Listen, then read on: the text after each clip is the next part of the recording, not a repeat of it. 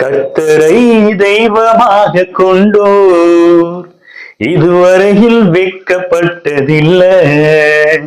அவரையே ஆதரவாய் கொண்டோர் நடுவழியில் நின்று போனதில்லை. வேண்டும் போதெல்லாம் பதிலானாரே, வாழ்க்கை முழுவதும் துணையானாரே. வேண்டும் போதெல்லாம் பதிலானாரே, வாழ்க்கை முழுவதும் துணையானாரே. ஆராதிப்போமே அவரை முழு மனதாய், ஆராதிப்போமே அவரை தலைமுறையாய். கர்த்தர் நல்லவர், ஆண்டவரும் அருமை இரட்சகருமாகிய இயேசு கிறிஸ்துவின் நாமத்தினாலே யாவருக்கும் எனது அன்பின் நல்வாழ்த்துக்களை தெரிவித்துக் கொள்கிறேன். நீங்க நல்லா இருப்பீங்க. இணைந்து ஒரு சங்கீதத்தை வாசிக்கலாம். சங்கீதத்தின் புத்தகம் 33ஆம் சங்கீதம் 12ஆம் வசனம் இவனமாய் சொல்லி இருக்கிறது.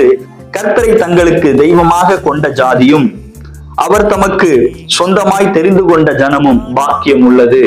ஆம் தேவ ஜனமே, நீங்களும் நானும் பாக்கியம் கொண்டவர்களாய் இருக்கிறோம். ஏனென்றால் கர்த்தர் தமக்கென்று சொந்த ஜனமாக உங்களையும் என்னையும் பிரித்தெடுத்திருக்கிறார்.